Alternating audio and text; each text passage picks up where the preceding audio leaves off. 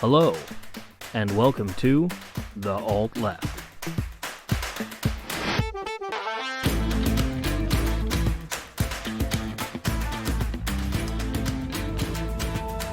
Welcome back, everybody, to this week of The Alt Left.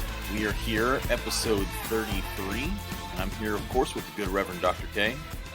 Good evening, everyone. This week he's good. And Matthew Jumbo Johnson. Hello, everyone, and welcome back. So this week, as you may have noticed on the news, that conservatives in Washington have finally stopped crying about evil communist China and have moved on to evil communist Cuba. Because that makes sense. I mean, if you're a right winger, it absolutely does. Communism is evil. That's their point. I guess. Not really. I didn't say they were right. I just said that was their point. I mean, clearly anybody who believes in the ethos of communism is a terrible person. You should probably not take them seriously. Yeah, I would never be friends with anyone like that. Filthy. Me neither.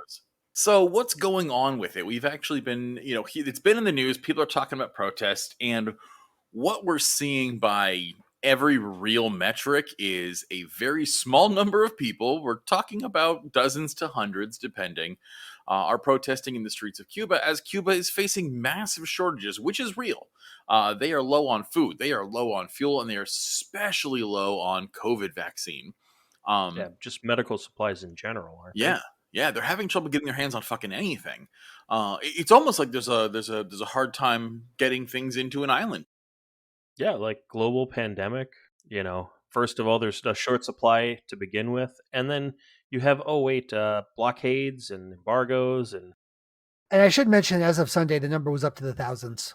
Okay, which again makes sense. You start having things like fuel, food, medical supplies in a pandemic, and I mean even the power's gone out a couple times in a few areas, and so it's like that's going to lead to protests, man. When people can't get bread, they get pissed. It doesn't matter what level of government you're running. That's a recipe for disaster.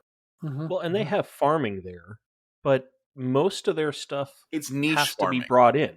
Yeah, that's what I'm saying. Tobacco and sugar, right? That's tobacco, sugar, and fruit. Yeah. It's not like they have, massive farms where they grow wheat. Yeah, they're an island. Everything has got to be either flown in or brought in on a barge. And when you can't do either of those things, guess what? Imagine quadrupling the population of Hawaii and then completely sealing them off from the world and seeing how well that went. Yeah, not very good. And that is the biggest problem, is the U.S. embargo on Cuba. The few imports they do get have to come from us, their enemy, and the EU, and it has to be paid in cash, by the way. When nations trade, they trade in credit. You have X number of dollars or whatever that is being imported, and that is what you owe. And you pay that in sometimes cash, sometimes futures, sometimes precious metals, usually in trade back. You import steel and export fuel. You import fuel and export pineapples. Like, it doesn't fucking matter. You just keep a balance sheet. Exactly. You keep a balance. Well, that's not allowed for Cuba. The United States has threatened with absolute total annihilation anyone who does that with Cuba. Cuba has to pay cash for everything on the fucking spot, which no one else in the world has to do. And these sanctions are killing people. They are absolutely crippling this island, which has basically relied on tourism from Europe for a long time as one of their major cash revenues. I mean, again, they do have sugar farms. They do grow tobacco. They do have like companies that do niche Cuban things that bring in money. But tourism is their number one source of income. And COVID destroyed that. And with that, we have chosen to keep a naval blockade of any trade going to the island. And this has been, the whole world thinks this is stupid. This is not a global effort against Cuba, like it is with things like Iran, developing nukes. This is strictly the United States. So last month, that's and Israel. Yeah. U.S. and Israel, only two countries. Same thing. I mean, fair enough. No, fair point.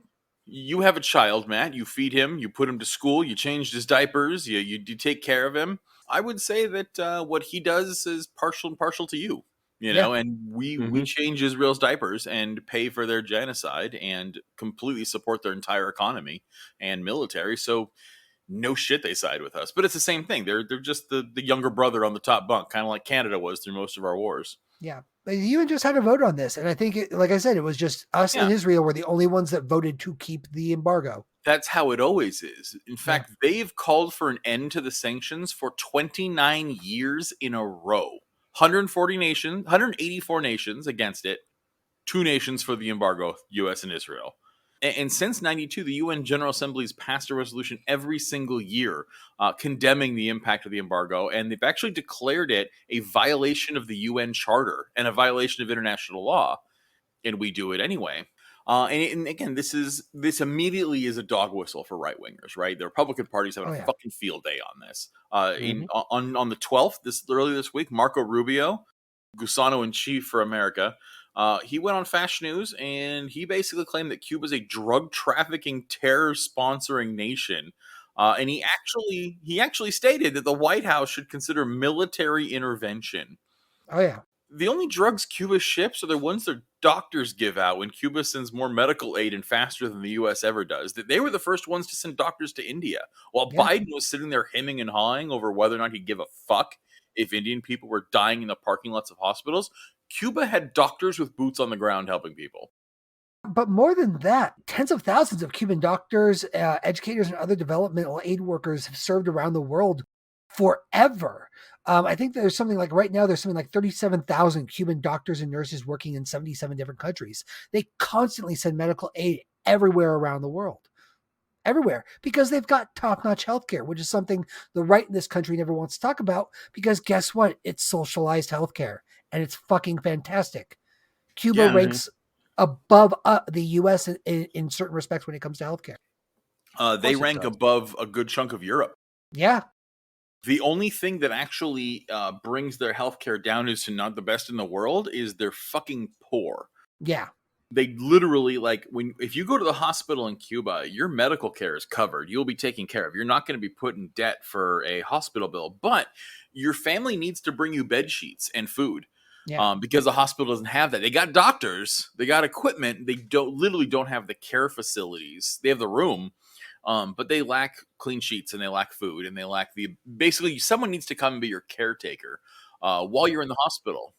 That's because of us anyway. It's definitely because of us, but it's also because Cuba has always been a poor nation. And that's the thing, is people love to look at countries like Venezuela and Cuba and say, well, look how poor they are and their standard of living. And it's like, it's only gone up since their revolutions. Like, these are countries that were already overexploited and dirt poor, which is what made them ripe for revolution. As we said, when you can't get your hands on fucking bread, you tend to light a torch. That's why they revolted. But these were poor countries that have been exploited by the West for centuries. Yes, is Cuba too poor to afford these things? Absolutely. But they never could.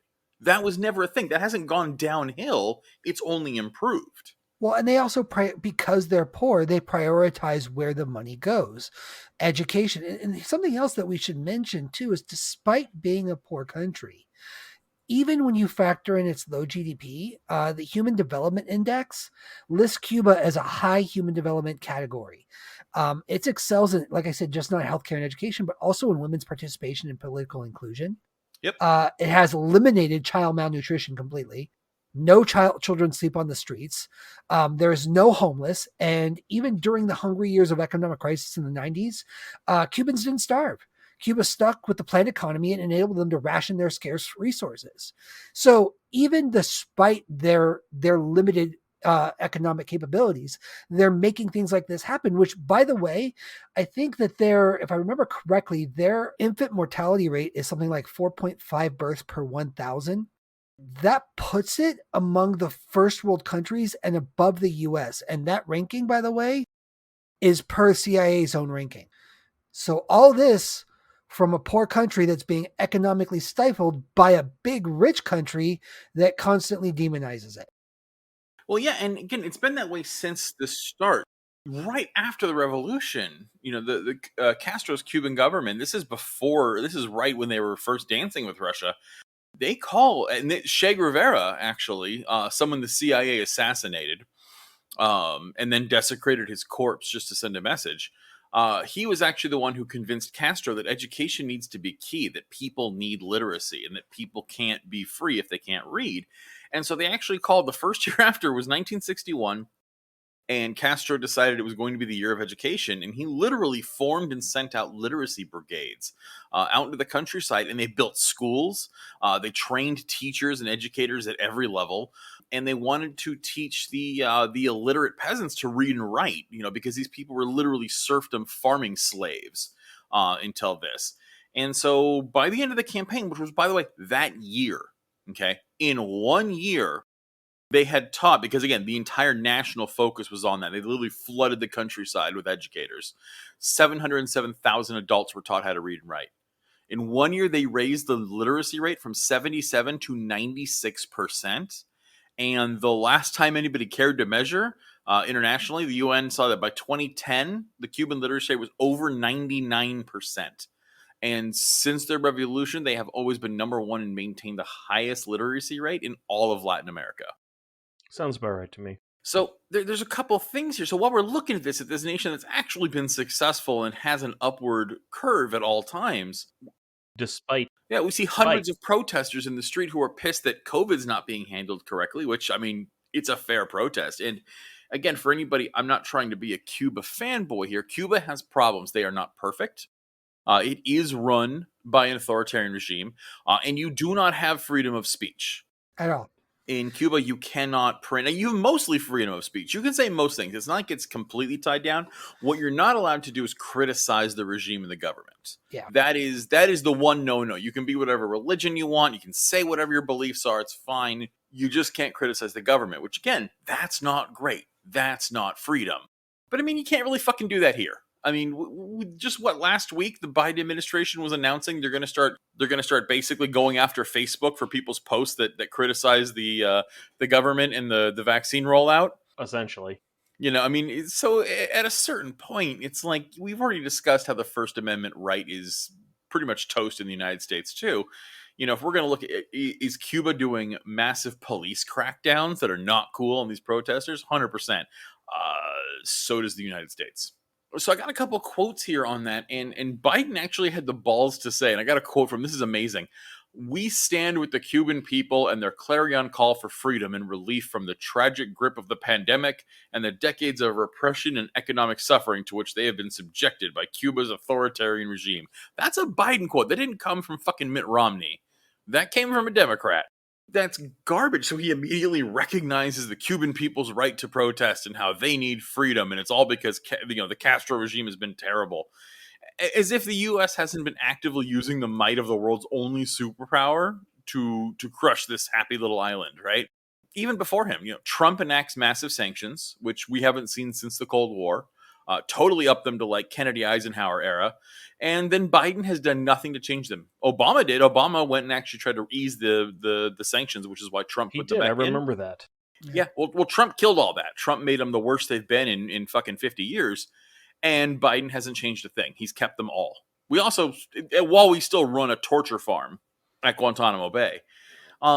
No and kidding. then, under Biden, the political coordinator for the U.S. mission in Cuba, Rodney Hunter, he said that during the vote that sanctions are one set of tools in Washington's broader effort toward Cuba to advance democracy, promote respect for human rights, and help the Cuban people exercise fundamental freedoms.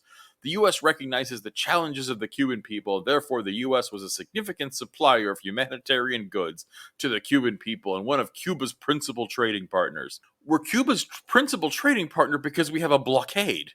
I mean, this is straight out of Star Wars Phantom Menace, is exactly what we are doing. And if it comes from anywhere else in the world, it's got to cross an entire fucking ocean. Yeah, and even our allies think this is horseshit. Again, not only voting, the president of Mexico is quoted as saying, "The truth is that if one wanted to help Cuba, the first thing that should be done is to suspend the blockade of Cuba, as the majority of countries in the world are asking. That would be a truly humanitarian gesture. No country in the world should be fenced in or blockaded." And that's Mexico, that's just it. our ally. Yeah, but that's an excellent point. And that's where I reject the conservative line of thinking in this 100%. Because you don't get to start pointing to socialism as the root cause of all this evil when you have measurably by sanctions alone, crippled this country economically. And as we discussed in previous podcasts, the big motivator behind this has always been this ridiculous fight against communism. Because honestly, I think Republicans are smart enough to know that if a communist country succeeds, not just Republicans, I would say conservatives across the board are smart enough to know that if communism and socialism ever succeed in any way, shape, or form, it's going to take hold and more people are going to want to adopt it. And that is what they absolutely 100% don't want. Conservatives don't want socialism because all of their piggy banks go bye-bye. Simple. And not just conservatives. I shouldn't even say conservatives because it's really any wealthy elite in this country. Anyone with money does not want to lose that money. And anyone with money has the education to know that socialism takes their money away and gives it to the people who need it the most. Yeah, why do you think the Democrats are so in favor of all this fucking bullshit? 100%. 100%. That's why because it's going to hurt their pocketbooks just as much as anybody else's. Exactly. And that is why no single Democrat has come out with the points that we are making now. That is why you're not going to hear Democrats coming out. I mean, you might hear AOC and Sanders come out with this. You might hear that. But the Democratic line on this, I'm not giving the credit. I said maybe. Like, I'm not even saying they will. But the Democratic line on this is going to be no different than the Republican. Because they don't want to lift the sanctions, because if we do, Cuba suddenly might just find itself a wealthy nation. And if they're able to do all the things we've listed so far, being a poor nation, imagine what they could do if they had even an ounce of the US's economic power, even an ounce of it. And I think that's what terrifies conservatives. That's what terrifies the wealthy that have bought and paid for the Democrats. And you have to acknowledge it. You can't begin to have a discussion about the negative impacts of socialism on the country until we've completely stopped fucking with it economically. Period. Yeah, both parties have they're owned by the same banking masters. This is on purpose. That's why I don't think you're even going to see people like AOC and Bernie Sanders, because they're part and parcel to the party, 100%. And especially on issues like these. Unfortunately, they kind of have to if they expect the support of the party. That's what's going to get them and keep them elected, is the support of the party. If you start completely lambasting the party, they will simply pull support and you will no longer be in office. Yeah, look what an Ilhan Omar is to the Democratic Party now. Yeah. She had the balls to point out that, by the way, Israel's an apartheid state, and what they're doing is illegal, which is a fact. The UN has verified what Israel's doing is illegal.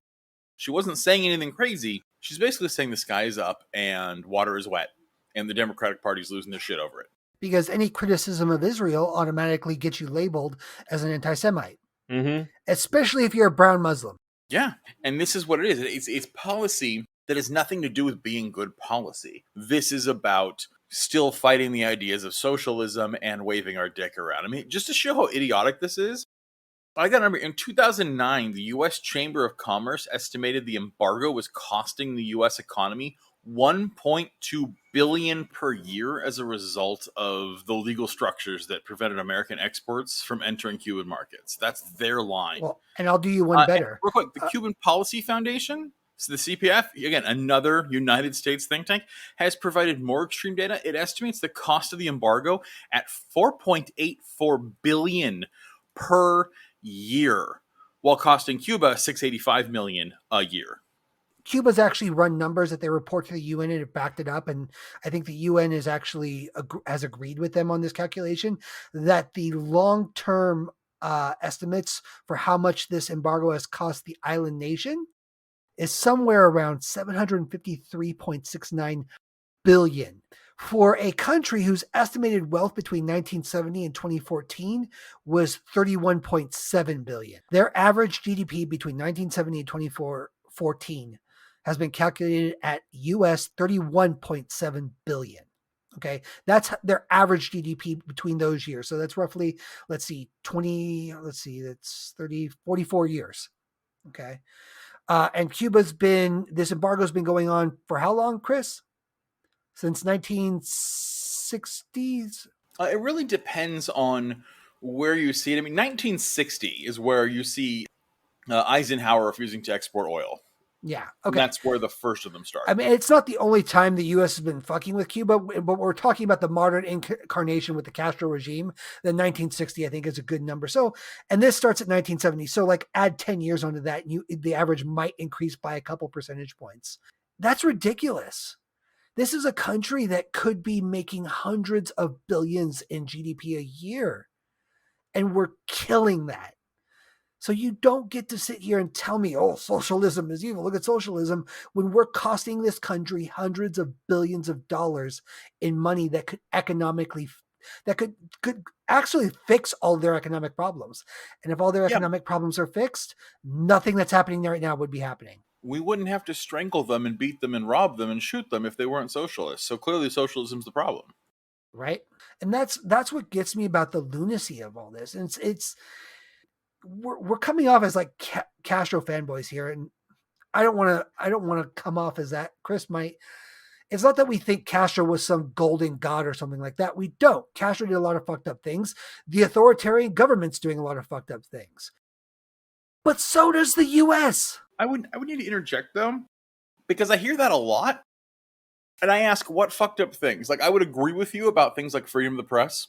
Other than that, like, I keep hearing about the evils of Castro, and he's pretty much most things that are laid at his feet are things that we've done. So what evil things are those? But that was my point. That was the point I was leading into when I said, but look at what the US has done. No, but I'm saying as Americans, we're trained to have that speech pattern. Like, I know you're not accusing anything, but I'm not trying to call you out specifically, but you're an American. You're educated in the United States.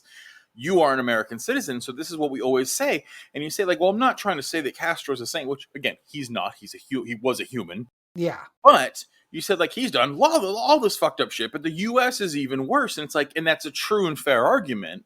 But also, it paints it as Castro's a secondary evil. And I would say that I failed to see a lot of times where he was wrong. He wasn't always right. He did some things that I don't agree with, but not many. And I always challenge people, like, what are those sins? And no one ever has an answer for me without spending an hour on Google. No, I've got a couple of things. Like, look, I understand the reason behind them and I don't disagree, but it's still evil. Like, if you're going to basically execute people without a fair trial, which he absolutely did when they took over the country, I understand why he did it. And if I was in his shoes, I probably would have done it too, not disagreeing with it. Still an evil move. You have to do evil things when you have a revolution. Why was it evil? I think murdering people without a fair trial, absolutely an evil thing. I think everyone deserves the right to a free trial. Like, yes. But locking people up and putting them away in gulags or the equivalent because they said the government sucks, fucking evil. I'm not saying that's all he ever did, because as I've said here, he instituted a lot of great programs that have helped keep Cuba well above water. Yeah, but I mean, at that point, I mean, so then were the Allies evil when they went and killed a bunch of people in Berlin? Because the people he killed were slaveholders and secret police who were rape squads. That's who got shot. He didn't hold up people who was like, this guy's name's Jeff. Let's kill him without a trial. Like, the people that were executed were people that the peasants held up as the ones who had been murdering and torturing them. And again, Bautista's secret police forces. Like, it's not a debate I'm interested in having. Like, I'll give it to you. Like, you're not going to catch me on the flip side of this. I'm not saying you're wrong. I think, like, the things that are happening here in the U.S. are far and away more evil. Again, we've got police that are brutally murdering citizens in the street because they have a different skin tone. Please, I'm not coming after you for this. I know you're not. I just think it's a really important distinction to make in general. I'll be the first to admit he wasn't perfect. And he did do some stuff I thought was a little over the top, especially with going after, political prisoners after the fact. Like, mm-hmm. I agree with you. That actually is an evil move. But I mean, if that's the worst we got on someone, he's better than most world leaders in the world. You're right. In history. It's an important point to raise, because anyone listening to this that doesn't agree with us, and I'm sure there's a few out there, because I've seen an increase in the dislikes that have been happening. Like, well, people that listen to us that disagree with us, I know they exist. But the number one thing they're going to come back with was, you're right, how evil Castro was, and how can you support such an authoritarian regime? And the answer to that is, how can you support the US and all the evil things it does? You're absolutely right. That is the question that we need to ask, because we live in this country. And I think you're right. The American line is to just assume that even though we've done bad things, everyone else is so much worse. That's why we have to do bad things to protect everyone else, which is horseshit. I mean, it's the line they feed us in school when they make us stand and recite the Pledge of Allegiance, and do shit like that. But Under God. it's as much indoctrination as anything. And so I agree with you that it's an important distinction to make. And we have to, I would even put it out there. If anybody that disagrees with us, if there was one episode that I want to hear some feedback from people that disagree with us, I'm going to say it's this one, because I really want to hear what you all think that has been done in Cuba that is more evil or even just as evil as what has been done by the US to indigenous peoples, to the black community, to minorities in general, to LGBT and trans people. Like, you can say other countries are evil all you want. I want you to show me how they're more evil than what happens here in our country. Yeah, while Castro was holding political prisoners, so were we. This is during the McCarthy era. We still are. There's people that haven't left Guantanamo Bay since they made arrests for 9/11. There's a massive political prison in Cuba. We run it. Yeah. And so then again, I wasn't trying to come after you in that, but I think it's an important distinction to always make, is that yes, I don't like everything he did. I fail to find other nations that have a better track record. Like, well, that doesn't happen in Europe. It's like, have you seen the reign of terror in France after the revolution? Are you kidding me? Well, you're right. It's what's our basis for comparison? You're absolutely right. What is the basis for comparison? If you're going to hold up the US as the gold standard of how all countries should act when it comes to political prisoners, to its people, I'm sorry, you're going to find yourself disappointed. We're one of the most murderous countries there is. And again, not even just us. I'm talking about par for the course. Like, anybody who wants to email us on this one, I am super down. We will read your shit on the air. Like, you will not be silenced. We would love your feedback on this. Because if you've got a laundry list of shit that went bad that you don't agree with, I would like you to list me 5 nations. Again, hundreds of thousands of nations have existed in the history of the world. Name me 5 that are better and haven't committed these or worse crimes. And we'll pass that through the history filter, and we'll see how that goes for you. Yeah, absolutely. And that's what I'm saying, is it's better than par at all times, no matter what nation, regardless, because the United States is probably one of the worst. Maybe not the worst. There are nations that do have worse track records than ours. British, the Dutch, the Chinese are getting there. Yeah. But we have one of the worst. But even if you don't want to go by us, again, Denmark, Finland, name it. The Congo, name a fucking nation, and I will show you where they have carried out far worse atrocities than Castro ever did. The Principality of Sealand. Actually, the Principality of Sealand at one point in time was completely occupied by pirates. So no, it was a pirate nation entirely, 100%. Cool story on that one. Guy went back with a helicopter and fought off pirates to take the country back. Fun story. Anyone? Wikipedia Sealand. It's fucking nuts. And Isn't it? It's cool. Yeah. One day you can actually pay to become like a knight of Sealand, or like even better, you can be like an earl. Dutch, it's an earl or a duchess. I believe. I totally want to be an earl of Sealand one day, and I actually want to visit. Like, when I do get my ass to the UK, I'm going to Sealand. 100%. Nice. As an earl, and I will wear a fancy coat. We digress. So back to Cuba. So to just bullet point this out. So what's happening right now? As of Sunday, there's been thousands of protesters against President Miguel Diaz-Canel, asking him to step down amid a lack of publicly available coronavirus vaccines, medicine, food shortages, and shrinking economy that's been exacerbated by the pandemic. We covered that. In response, the president's been blaming U.S. sanctions, which he, as we've discussed, he's kind of right about, and tightening during President Donald Trump's time, and basically calling it economic asphyxiation. President Joe Biden, as you've heard from Chris, declined to say if he would consider lifting the decades-old sanctions. Probably not, because as we've said multiple times, effectively, when it comes to policy, not much different than a Republican. He is a Republican. The U.S., although, is facing calls to end sanctions, and that movement is growing. I'm happy to see here. Don't know if it's going to bear fruit, but I like to see that there's more and more people coming out of the woodwork to support this. Ending sanctions, by the way, as we mentioned, overwhelmingly popular. And the protests in Cuba are spurred similar demonstrations nationwide, including Miami's Little Havana, from the conservative elites that left Cuba a long time ago and then put down roots here in Miami, Florida, and then are all like Republicans that think Cuba's evil. That's basically the bullet points of what got us to this point, or what's happening right now. Yep, and when you're hearing accounts on the news from a bunch of these pinche gusanos, which for you non-comrades are Cuban Revolution exiles and their worthless garbage descendants who all live in Florida.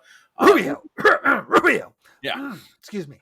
So use that word, by the way. There's a lot of Cuban apologist pieces of shit who like being like, oh, gusano is an ethnic slur. No, because it doesn't refer to Cubans. Cubans are not gusanos, which, by the way, gusano translates to worm. Gusano means a traitor of the Cuban Revolution. And these people who are exiles, by the way, the people who were kicked out, you'll hear them talk all the time like, oh, my family fled communism and Castro took our homes. Like, remember, the only people who this happened to were wealthy plantation owners. These were not peasants. These were not shopkeepers. These were not police. These were not firefighters. These weren't telephone operators. They were plantation owners. They're no different than antebellum slave masters in the South. Think of the rich people. Won't somebody please think of the rich people? Like, literally, watch Django and look at Monsieur Candy. That's who was kicked out. Like, oh, Castro took everything, even my slaves. That's what happens. And I got to tell you, Castro was kinder than I would have been by letting him leave, because I think they should have been fucking publicly hung. And that's a good point, because they before they left, they fucking emptied out Cuba's bank. That's another point I didn't get to bring up. Part of the reason Cuba started off on a bad foot is because all the rich people that left fucking took the money with them. They withdrew all their bank accounts, and the elected officials withdrew money from the country's own bank accounts, from the treasury. Bautista had fleeced Cuba as well. And they took all the money, put them in American banks. And of course, as we'll see in when we talk about the timeline history of Cuba, the U.S. froze all their American assets. I mean, it's been a train job, is what has happened to Cuba. I think it's time for Chris's History Corner. I challenge Matt. Anyone who's listening, what do you want Matt to do? Matt's going to record it, because we already have Kay's voice at the beginning of the podcast, and I never shut up throughout it. So Matt is the one who's going to record a jingle for Chris's History Corner, and I want all of you to tell him to put input. Matt, put a poll on Twitter, or put an ask on Twitter, and get people to put in there, and whoever has the best answer wins. So anyone who's listening, especially our North Carolina peeps and our California peeps, pipe in there. So, but yeah, let's talk about how we got here, right? So, Cuba was obviously, like everywhere in the West, had indigenous people, which, migrated here over the millennia, until the Spanish invaded and occupied it. And that was in the 1400s. Spain obviously comes into Cuba. From Cuba is where you get like people like Cortez going into Mexico. That's where Spain launched their massive plantation invasion of Latin America. And the Spanish owned it. They had full control over Cuba. It was literally just a nice sugar plantation for them. Nice for them, not for the Cubans. Until the Spanish-American War in 1898, when the U.S. invaded and seized control. In 1902, they became a U.S. protectorate, and which means we still own them. Basically what Hawaii was before we let them be a state. And they, much like Iran before the revolution, they ran a corrupt, American-friendly, massively corrupt government that also utilized slavery and propped up feudal lords. This is the happy Cuba they want us to return to. Remember that. Presidents of Cuba, not the United States, they were their own form of bastard. The presidents of Cuba would constantly run on anti-corruption. It became, the 20th century, it became a big thing of like, Cuba's so corrupt, and everyone fucking knew it. Like, literally, there was a couple of them there was one president, I forgot which one it was. He ended up walking away, pocketing a quarter of the country's GDP. How does that even happen? Corruption. How does a quarter of the entire country's GDP end up in your personal bank account? What's the personal wealth of Jeff Bezos? Yep. And how much taxes does he pay? How does that happen? Well, you grease how wheels. much taxes he? Yeah. That is how Jeff Bezos does it, is he pays the right people off and he hires everything. Well, same thing. But now imagine that the U.S. government is even more for sale than it is now, and that's how they did it. And so what would happen is people would get sick of it. People would get pissed of it. The president would be like, well, I'm leaving office because I'm unpopular. And he'd walk away with, giant bags with dollar signs on them. And then the next guy would be like, well, I'm running on anti-corruption and I'm going to solve this because I'm a Boy Scout. And then he would go in and steal all the money. And it was this constant thing back all the time. This cycle of corruption happened for quite a while. If you were to visualize this, it's like Mr. Smith from Mr. Smith Goes to Washington running for office. And then he walks out looking like Jeff Bezos at the end of it. That's what would happen every election cycle. They propped up plantation slavery and they lived in mansions and absolute luxury from selling out their nation's resources to U.S. fruit and sugar companies. While their people starved in squalor, illiterate people in Cuba dying of yellow fever and malnutrition on owned land as people without any political economic agency whatsoever. That was the situation in Cuba. Mm-hmm. And then in 1952, they stopped even pretending. So this guy named Batista, right?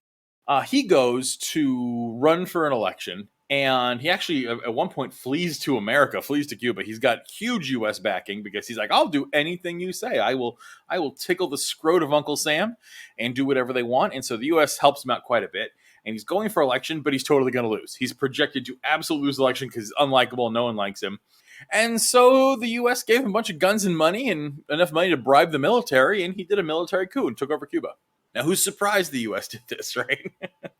So, again, we have the United States propping up a puppet government. That's what we do. And Batista was bad. He ruled with a fucking brutal iron fist, dude. One of the first, he suspended the 1940 Constitution entirely. And this guy, like, literally Trump sits up at night jerking off to this guy's biography. He completely suspended the 40 Constitution, and he revoked almost all political liberties of all citizens, including the right to strike. You weren't, if you were caught trying to strike against unlivable working conditions, you'd be killed. People talk about the brutality of Castro in Cuba. You can strike. I mean, that's encouraged. You have unions in Cuba. They are pro-fucking worker. And then after he did that, it was Latifunda, basically. The same thing Mexico went through, where you had these massive landowners, right? And he aligned these guys with the largest sugar plantations and then had a stagnating economy that widened the gap of rich and poor even worse until it really was looking like feudal Europe. It pretty much was feudal Europe in Cuba at this time. And then in 1959, Che and Castro came along and fucked him up. They led the July 26th movement, which is what it's mostly called. And it took some time. Like, there was a lot of battles. We're not going to go into all that. Like, you can literally read a Cuban history book and you can read entire books on how this revolution went down, because it was not a single day or a single battle. It was kind of like the American Revolution. It was city by city, by area. It was a whole bunch of stuff. But eventually the people won out. That's who they wanted. And Castro and Che shoved him into exile and he was gone. And even though the United States initially supported Batista with arms and money, they weren't actually really cold to Che and Castro when he lost, because they weren't communists. They were socialist leaning, but they were mostly just pro-Cuba, anti-Batista. Like, they were just anti-bastard and didn't like feudalism. They actually had a lot in common politically with most liberal Americans. They weren't anti-capital, and they weren't diehard communists. Che was, but Castro wasn't. The thing is the U.S. initially kind of didn't do anything right that second because Batista had become uncontrollable.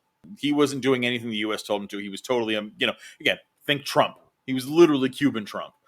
He was just in it for himself, didn't toe the line. And so the U.S. wasn't crying. The CIA wasn't sad when he was gone. But then Castro lifted the ban immediately because Batista banned the Communist Party. You weren't allowed to be communist. You could only vote for Batista. And so Castro immediately just went, no, all parties are legal. The Communist Party can be legal too. And Che was super pumped about that one. And then again, this is what we were talking about executing. He absolutely executed the worst of Batista's agents, all his assassins, his secret police. A lot of these guys had CIA ties, which pissed us off. And that's when the U.S. cooled on Cuba, like, super quick. Something to note here again, showing what Cuba was as a people. Much like most socialist revolutions, Castro's had a heavy women involvement. Matt was talking about women's involvement in politics in Cuba. They were really involved in the war too. I'm not just talking about like they brought food and medicine. Like, no, women served with rifles front line alongside the men in the combat. There was even an all-women's platoon. I forgot the name of it. It served with distinction and actually became the personal security detail later to Castro. He trusted them so much. And the second in command of it, her name's Tete Puebla. Oh, yeah, it was the Mariana Grajales platoon. And her quote is, "Women in Cuba have always been on the front line of the struggle." And again, this isn't from a male historian. This is from the second in command, a woman in the platoon. This is what she said many years later. She said, "Women in Cuba have always been on the front line of the struggle. At Macata, we had," I'm going to butcher these names, guys, Yeye Santa Maria and Melba Hernandez with the Granayati. And on November 30th, we had Celia, Vilma, and many other companies. There were many women comrades who were tortured and murdered. From the beginning, there were women in the Revolutionary Armed Forces. First, they were simple soldiers, later sergeants. Those of us in the Mariana Grajales platoon were the first officers. The ones who ended the war with officers' ranks stayed in the armed forces." Women in Cuba were there from day one fighting, and they have ever since. That's never ended. And they still have a prominent role in government, far better than the United States. They actually have a far better track record of women in government than the U.S. ever has. So anyway, then after the Cuban government nationalizes the plantations, which is another big one, because a lot of these plantations were owned or at least heavily invested in by U.S. rich people and U.S. companies. Basically, Castro was like, yeah, feudalism sucks, and that land belongs to Cuba. So he stole their land, kicked them off of it, and gave it to the peasantry to farm. And this, again, really pissed off the U.S. And this is where you get these gusanos. This is where you get these pieces of shit who come to who land in Miami crying that Castro stole all their slaves and gold bars. So the U.S. gets pissed, and then 1960 is where we lay the first sanctions, and we Eisenhower freezed all assets owned by Cuba. So anything that the nation of Cuba owned that was on U.S. soil, or owned by a U.S. bank, or owned by a country friendly to the U.S., or owned by a company on the U.S., even if it was on Cuban soil, if it was U.S. related, Eisenhower seized and froze their assets. And so what are they going to do? This is where Castro was forced to sign a commercial agreement with the Soviet Union. They needed trade, and they needed credit, because again, the money's gone. The crops are here. We're going to harvest them, but what are you going to do right now, because you need fucking penicillin and oil, which they don't have. So they sign a commercial agreement. The Soviet Union starts shipping them supplies, saying, yeah, pay us back later. That's fine. We'll loan it to you. Since the Soviet Union fell, we've actually had a lot of really cool documents come to light that we don't have from the Cold War on the U.S. side, and a lot of KGB and Soviet political documents have come out. And one of the coolest things we've actually found out is most people saw it as, Castro takes over and immediately the Soviet Union jumps in and tries to snag Cuba. They actually had no interest. The Soviet Union thought Cuba was reckless. They didn't think they had any part of it. Because remember, the Soviet Union this time is about workers, industrial workers. They are not really about a tiny island farming nation. They're about steel mills. And when they talk about farms, yeah, they want giant state farms of 10,000 acres of potatoes. That's what the Soviet Union's interested in, gigantic collectivization. And that was in Cuba. Cuba was small communes, Ironically, it was actually the U.S. meddling that got the Soviet Union involved in Latin America at all. That's why we have American death squads in South America. The Soviet Union saw that the U.S. was completely forcing this communist government out just for calling themselves communist. And so they were like, well, now we have to help them. And so the Soviet Union went in to help, and it's kicked off this whole thing. But had we just left them the fuck alone, there would not have been this strife in South America or Latin America at all. It was, again, another instance of the U.S.'s meddling that caused this. So anyway, in 1960 now, this is right after the revolution. So June 1960, we got a key incident. Eisenhower's government refuses to export oil to Cuba at all, right? And this is where now Cuba's completely reliant on the Soviet Union for oil.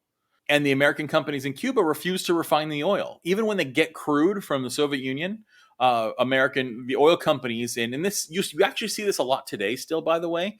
You especially see it with companies like Chevron and Exxon.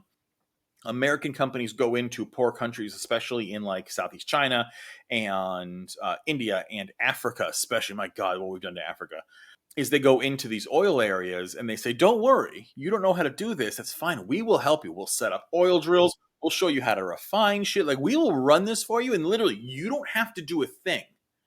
You just sit back, let us take your oil, and we're going to write you checks. And of course, they're getting totally fucked on the deal. They're not getting nearly what their oil's worth. But that's the rub, right? And the U.S. companies in Cuba wouldn't even do that. They're like, no, fuck your oil. We're not refining it. Eat a dick. Again, it was just there's so many times where this could have gone so differently, and it was literally just American companies refusing to play ball with Cuba just to be assholes. So anyway, so what do? Like, pop quiz, guys. You are the leader of Cuba, and you are getting oil from Russia, and there's oil refineries right there in your country, and they won't refine it.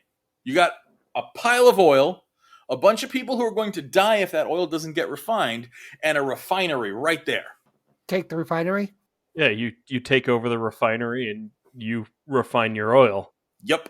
So Castro and the Cuban government nationalized all 3 American oil refineries. They were not compensated. They were told to go fuck themselves for doing this. And their property was taken, and the refineries became part of the state-run company. It was actually Sounds good to me. Yeah, Union Cuba Petroleo, which is, United Cuban Oil. And so Eisenhower, of course, gets a real sad boner about it. And he's the one who launched the very first trade embargo. We were talking earlier about Eisenhower in the first one. That was a prohibition against selling all products to Cuba, with the exception of food and medicine. In late 1960, October, the Cuban regime responds with the nationalization of all American businesses. Like, so Matt's fucking Sprocket Factory. And Eisenhower's like, nope, you don't get stuff ever again. So Cuba's like, all right, fine. I guess we own Matt's Sprocket Factory now. Because what other choice did they fucking have? Well, and whoever was there living there and running these businesses, you walk in and you go, you don't work here anymore. Thanks. Yeah, and there's a guy with an AK saying, there's the door. No Americas anymore.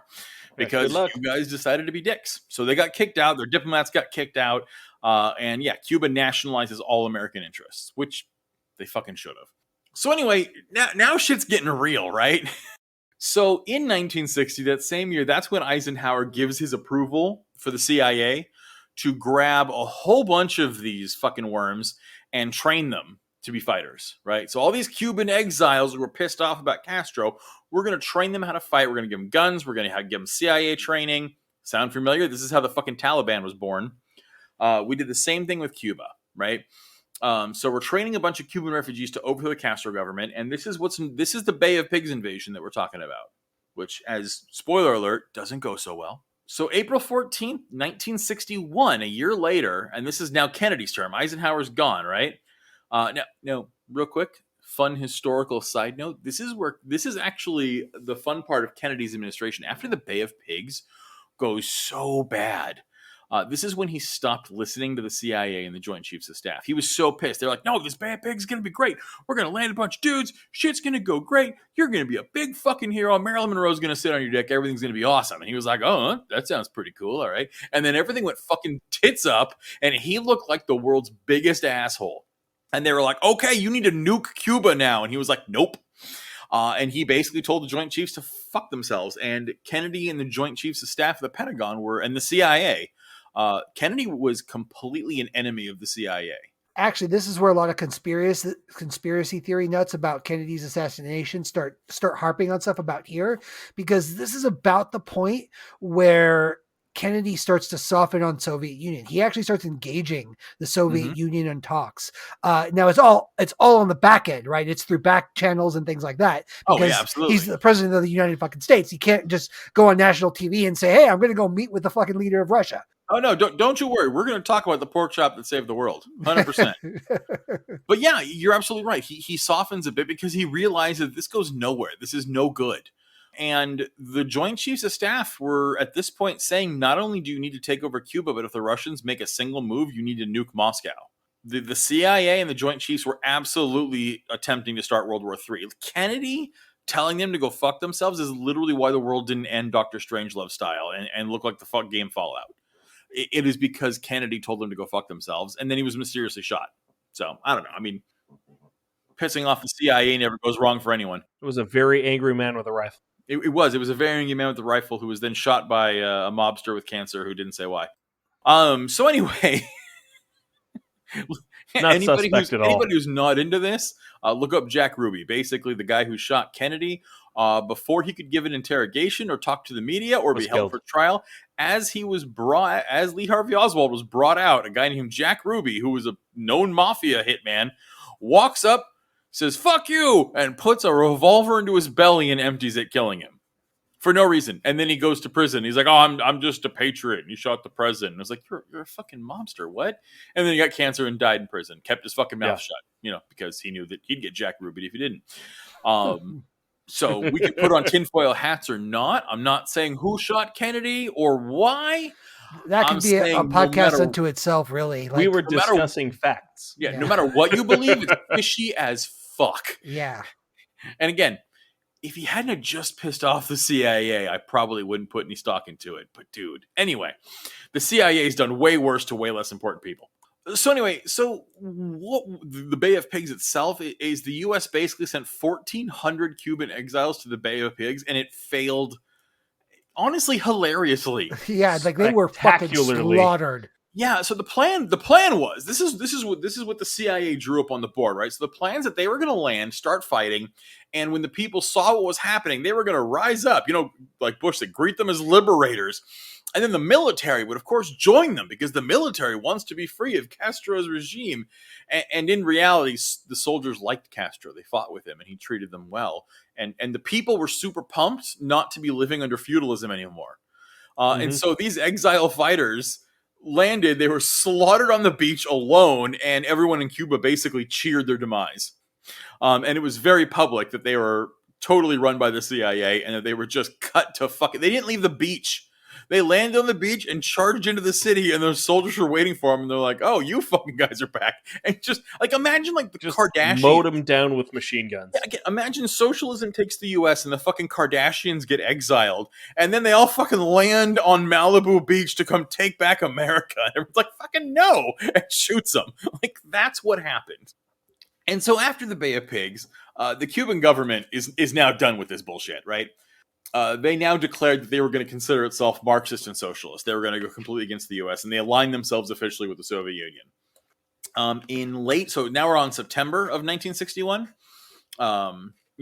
Good, 6 months after the Bay of Pigs, something like that. Mostly in response, Congress passed the Foreign Assistance Act.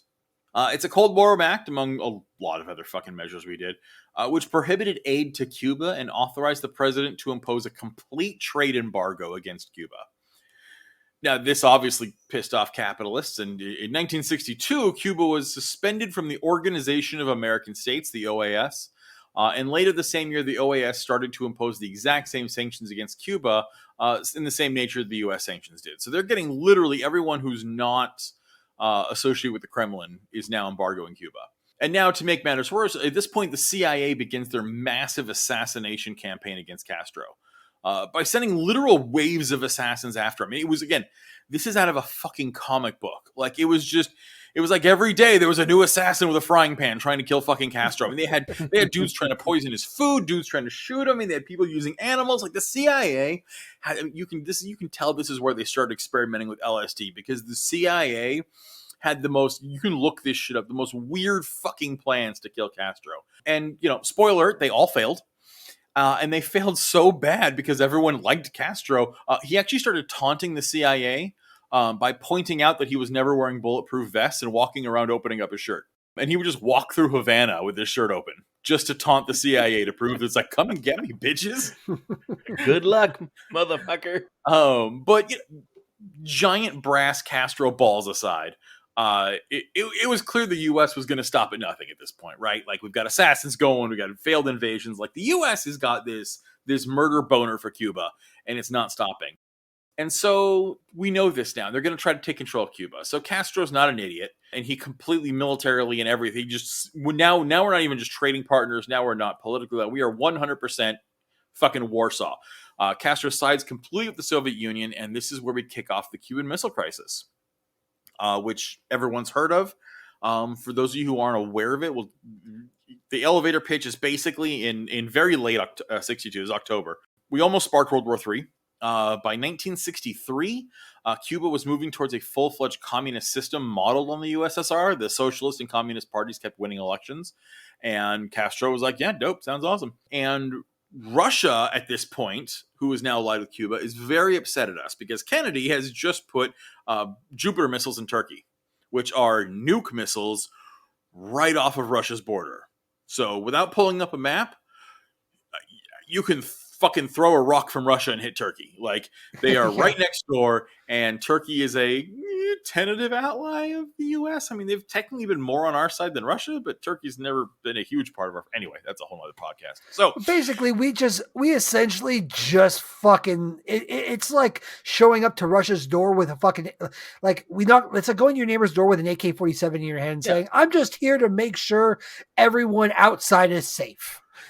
Imagine having a feud with your neighbor across the street, and then you ally yourself with his neighbor and start setting up a mortar launcher in his neighbor's backyard. That's what we did to Russia. And so Russia decided that turnabout's fair play, and Cuba wants protection because they know the U.S. is going to launch another invasion, so they need a fail-safe. So Russia begins building nuke silos in Cuba, right off the coast of Florida. So now we've got mutually assured destruction, right? Because there is no early warning system. If you launch a nuke from Cuba to Florida, you've got just enough time to say a Hail Mary before you're fried. There is no stopping that. Everyone's dead. And so this is what leads to the famous Cuban Missile Crisis. And what did we do at this point, right? So the U.S. calls dibs on the world's water and decides to blockade a sovereign nation. We send the entire fucking Atlantic fleet to blockade Cuba and stop any Russian ships from finishing loading nukes into Cuba. And we came really close to annihilation. Luckily, there was an American a professor named Charles Xavier. He showed up. He deflected all the missiles, saved the planet from nuclear annihilation. There's a documentary called excuse me. Fact change. It's actually Magneto that deflected the missiles. Xavier was sitting there on the beach with a bullet wound. Yes, but Magneto wasn't an American. Xavier was. So, as an American podcast, we are going to tell that version of history. Sounds good. Got it. Right. Alternative facts. But seriously, the day was basically saved by the Soviet Union backing down. And again, this is where you see Kennedy really soften on the USSR, because Kennedy and the U.S. and Russia, the White House and the Kremlin were both shitting bricks. So just as we've got hardliners on the American side, and Kennedy can't go soft on Russia without the Pentagon and the CIA shooting him in the head, neither can Khrushchev. The premier of the Soviet Union is just as much at the whim of lots of dudes with guns as the Soviets are. And so that goes really bad. The Soviets back down to not kill the world. Khrushchev actually loses a huge amount of flack. That's actually why he was eventually ousted. Which is insane. He was literally kicked out of power later because he didn't end the world. And what really happened, though, is this was done after a secret... Again, this is because of Soviet documents many years later and interviews that we know there was a secret meeting at the Occidental restaurant in D.C. This is where we're talking. This is what's known as the pork chop that saved the world. The Russian... the second, and not the first, but the second Russian ambassador meets with an American reporter who then talks to the White House, who I believe was talking actually to Kennedy's brother, Bobby Kennedy. I believe Bobby Kennedy was the running point with the reporter. So it's like we've got JFK talking to his brother, who's talking to a reporter who's going undercover for them to go to a restaurant and eat a pork chop and a piece of chicken with a Russian junior diplomat to organize the Kremlin and White House not blowing up the world. That's how this fucking shit went down back then. And the agreement they came to is basically the Russians were going to pull the missiles out of Cuba under UN observation if the U.S. publicly promised not to invade Cuba. Because that was the only way, is they had to get the president on fucking TV promising the U.S. will not invade Cuba. And then what we didn't know about until not that long ago, actually, was that Kennedy agreed to pull the Jupiter missiles out of Turkey as well. But no one knew that until way later. But that was actually the public part of the deal was they pull out and we promise not to invade Cuba.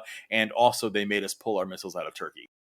And so it's been that way ever since. That is where the standoff ended. The U.S. promised not to invade Cuba, and we have kept a stranglehold blockade around the country ever since for no good fucking reason. Hostilities were ended how the Cold War ended. And still, we are starving this nation because they refuse to submit to us, is all it comes down to. And so because of that, a pandemic hits, tourism money dries up, they don't have access to the same amount of vaccines. We sure as fuck aren't going to give them to them. and people are pissed. Money's gone, food's getting short, vaccine supplies and vaccines and medical supplies are all fucking coming up short because they're an island nation that's been completely cut off from the world, and people are getting pissed. And the United States is using this as a see, people just want to yearn to breathe free. And this is the bullshit wool that's being pulled over our eyes right now. Well, and that idea of spreading democracy around the fucking world is such a crock of shit. The United States is like a really shitty drug dealer when it comes to democracy. We're like, hey, we're not a user, we're just a pusher. Every time anything happens, we have to spread democracy. No, we fucking Why? don't. It's not our job to police the fucking world and tell everyone how to live their goddamn lives. If they don't present an existential threat to us as a country, I don't want to be involved with their politics. Like, simple as that, man. Yeah. Again, I know that I am a history guy. I've got a history degree. History is my joy. And I know most people roll their eyes at it. This is why it's fucking important, is because when your politicians are telling you this is an evil nation that we need to do something about, these people are being oppressed, you need to know who they're being oppressed by and in what way. And it's us. And we need to know that and vote that and talk about it. And we can't just let this go because, again, this is another Afghanistan. Are we just going to fucking invade Cuba now? Or are we just going to starve them out until they're all dead? How long is the U.S. past the Cold War going to keep fighting for Soviet regime change? It's garbage. It's ridiculous. The Cuban people don't want us. They don't want our fucking bullshit democracy that doesn't exist. They want to be left alone, and they want to be treated as a normal nation and be able to trade with who they want. And they deserve to follow their own destiny. Everyone does. So, thanks for sticking with us on that. I know that was a long history tangent again, but it's important to know what happened and see why we got here, because it really is trash. And if we want anything to change, we have to call it out as trash. So when these piece of shit gusanos come on here and tell you, they're like, oh, my slaves are gone, you can point exactly what the fuck they're talking about. When Castro stole everything from your family, what did they steal? How big was that fucking house? Was it part of the plantations? What I thought, no, my grandpappy was just a wool farmer, and then he was fine. Just a wool farmer? And he was probably fucking picking up a rifle when the Bay of Pigs invasion happened, because he was doing a way better job after Castro came along. But speaking of men with great beards, let's play my favorite game, What's in Matt's Sack? Nothing but love for you, Chris. Nothing but love for you. So we got two for you this week. So we've talked about the persecution fetish of the right quite a bit, right? Oh, they love it. They love it. They want to be a victim so fucking bad. They're so sad about it. So one of the clips when I had the time to actually cut clips, was actually us talking about that. And so a user named Kajak commented on it. Didn't realize this, but he linked us to it. There's an entire Reddit subreddit dedicated to nothing but the persecution fetish of the right, literally called r/persecution fetish. Oh shit, I'm looking this up right now. Yeah. I'm joining that subreddit. So, that sounds amazing. Wow. This is from user KJ. It's persecution fetish? Yes, I believe so. It kind of got cut off, which leads me to something else I wanted to mention during this. If you have been leaving us comments on YouTube, I've only just come to understand that all the silencing and horrible stuff that people have been accusing social media companies of platforms of doing, apparently YouTube is the leader in this. I found out recently we've gotten several comments. Now, two of them I was able to catch, but we've gotten way more than that, I guess YouTube just removed them. And this was one of them. So I wasn't able to actually see the comment. The only way I knew it was there is because when I went into my normal YouTube to look up videos, not our actual management of our account on YouTube, but just the normal YouTube profile. Can I just say on this comment you just got here, yeah. As we were talking, I looked up persecution fetish that our user told us to. In the first 10 seconds, first of all, it's fucking gold. It is absolutely delicious nuggets about the right wanting persecution. So honestly, check out persecution fetish on Reddit. It's fantastic. Their tagline is, it's more than a complex. Conservatives need everyone to know their bottoms, screeching to be persecuted. So much for the tolerant left. Help them satisfy their fetish by persecuting them here. I know, because I checked it out myself and it's amazing. But One of the reasons we haven't been responding to users is because, like I said, YouTube is removing comments. Now, a few of them, what will happen is I'll get a notification on the little bell icon and it'll show up there. But when I go into the actual video itself to view the comment or into our management side on YouTube, it doesn't show up. So what's happening is YouTube, I guess, when you post a link or when you do something that I guess their stupid algorithm, it says is a no-no, it just removes it. And there's nothing we can do about it, nothing we can do to find it. So if you are commenting on YouTube and we aren't answering you, it's not because we're ignoring you. It's probably because we just didn't even know you commented. I would suggest anyone that wants to leave a comment, if you're sure YouTube is going to let it through, go for it. If not, shoot us an email. Email us. Yeah, the altleftpodcast@gmail.com. That's a better way to make sure that we're going to get it. But that's from user Kajek, Cajek. And I absolutely can't thank you enough. Like Chris said, that subreddit is absolute gold. I suggest everybody go to it. It's r/persecution fetish. So yeah, thank you, Kajek. Next up in the mailbag, this is a long one, but so remember our boy Staffy from last week? Yes. Yep. He responded to our response. So this is a long one, so bear with me. He does tell us how to pronounce his name, and he does confirm he's a dude. So here we go.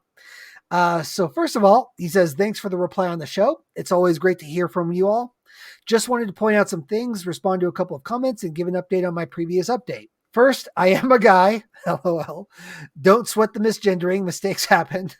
Second, my screen name is actually pronounced Staffy, not Stuffy. But if you like, you can call me Eric. Staffy, Mr. I would like you to know that it was only when talking about this ahead of the show that Kay and I found out there was a U in the name. Yeah. We just took Matt's word for it and thought it was Stuffy. That's on me. Sorry. Because I can't pronounce names that I don't understand. But we digress. Sometimes I think there should be a pronunciation guide with some usernames. You heard me butcher the Cuban Brigade names, yeah, right? That's fair. It's not just you. So, anyways, he goes on to say, it's been a couple of days since I listened to the latest episode, so I apologize if I misquote or misrepresent your points that you were making. I'm going off memory at the moment. Chris made a comment along the lines of someone using a technique on a suspect, but since the officer had jiu-jitsu training, that makes using the move okay. Now, for those of you that don't remember this, is Staffy was Eric. There we go. Eric was bringing up the point that in his home state, they're instituting a program to give police officers jiu-jitsu training, and basically they can't complete their academy training until they've received, I believe it was a purple belt. And so Chris was responding to that. So what he comes back with, he's like, no, that doesn't make it okay. He's like, a huge part of Brazilian jiu-jitsu and most martial arts is de-escalation and avoiding a fight when possible. Having any sort of belt doesn't okay abuse of any techniques, but the mentality that, quote, hopefully develops on your way to the blue belt will dissuade you from using any techniques that could result in injury. That's the point he's making in response to you. He goes on to say, will there be assholes and psychopaths who misuse these tools? Absolutely. The martial arts community does its best to weed these people out and discipline those who abuse others with these techniques. Learning any art should go beyond mere collecting and focus on changing how someone's views conflict and the necessity of de-escalation. We want to show law enforcement alternatives to excessive and deadly force, not complement their abuse. Am I thinking too nobly about cops in this sense? Maybe. Yes. 100%. Yes, absolutely. But only because I've seen the positive effects training has had on mine and others' lives and see that as a way to help change the system. By the way, I know the reality is that the entire policing system needs to be burned to the ground and rebuilt. Exactly. And that's the thing. So, Eric, you're right.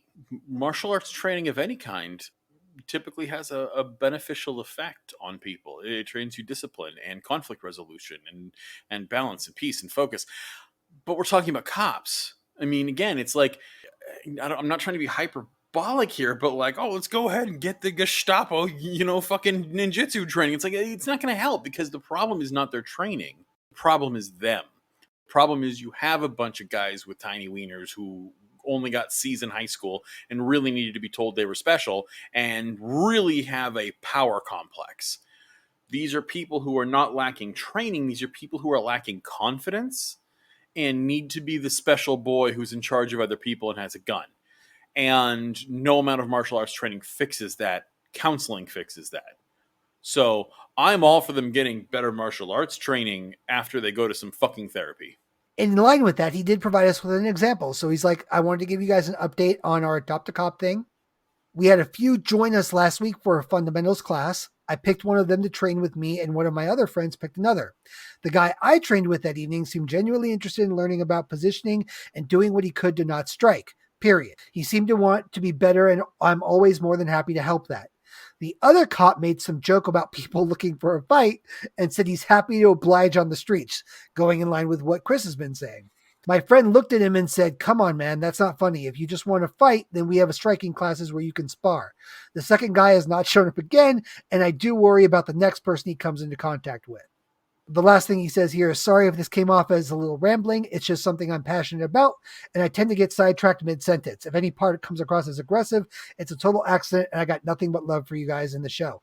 I don't think any of that was aggressive at all. I think you were just giving us your Not take. in the least. Not even all. And even though I vehemently disagree with Eric, I think all his intentions are completely noble and they're in the right place. 100%. Like I think Eric is desperately trying to solve a terrible problem. I just think he has far too much faith in some of these people. Yeah. You know, again, I think I agree with Chris and Eric here. I think the intent is noble. I'm not convinced. I think for every one cop you get that's like the guy you were training, Eric, I think you're probably going to get 10, 20 more that are like the guy that was just there to learn how to hurt someone. Yeah. So he could really damage them if it came to that. But I do like your take. I do like that you're doing it, and I really appreciate you following up with the follow-up. One of the things I love at the end of each episode is when we're having these conversations with our listeners. I like to keep it going. Eric, if you want to hit us up, absolutely feel free to keep coming with it. Love to hear from you. Anybody else that wants to hit us up either on comments from other users, or if you want to talk about the episode, which we just at length discussed, please do, especially this time around, especially if you disagree with us on any of the points you raised. We want to hear that. I'm open to hearing it. That's the other thing too, is I'm open. I think we all are open to having our minds changed. If you've got something you think we aren't thinking about, an angle we haven't approached, facts we've ignored or think we don't know about, give them to us. I want to hear it. I'm open to having my mind changed. I absolutely am. Yeah. But I will say ahead of this, all of us have the positions we do because of that openness. We constantly try to make sure that we are right in the way positions that we take. So I would rather be wrong, shown to be wrong, and then change my mind so it can be right, than to just be wrong and never be told otherwise. Yeah. But yeah, that's all from my mailbag this week, guys. I'll have some more next week. But that's all you got from me. Awesome. Keep sending it in, guys. Matt. Honestly, we fucking love talking to you. We love hearing your opinions, even if you don't agree, or if you do. Keep them coming. We'll always be here reading them. Well, thanks for being here, guys. We appreciate it. Thanks for coming with us in this deep dive into Cuba. This wasn't going to be a topic this week until all of a sudden American conservatives and liberals went apeshit over bringing Cuba our freedom. So stay informed. Look it up. If you don't agree with me, that's cool. Read it up. Email me. Tell me why I'm wrong. Send me some facts. And don't just look for stuff that fits your opinion. Again, I actually used to not like communism and socialism a long time ago. It was through reading and look for opinions that aren't yours, and open yourself up to the possibility that people you like can be wrong, and people you love can be even more wrong, and people you despise can be right. So, but until then, thanks for letting us be here. Come back next week. We will see you here. We'll be here with all kinds of nuggets of all left goodness and maybe some Cuban sandwiches. Until then. Ooh, I love Cuban sandwich. Oh, they're fucking delicious. Cubanos, man. Oh. Yeah, they're with the pickle in them. Oh, so good. Anyway, I'm going to go make a Cuban sandwich. But until then, guys, take care of each other. Take care of yourselves. And remember, the revolution is you.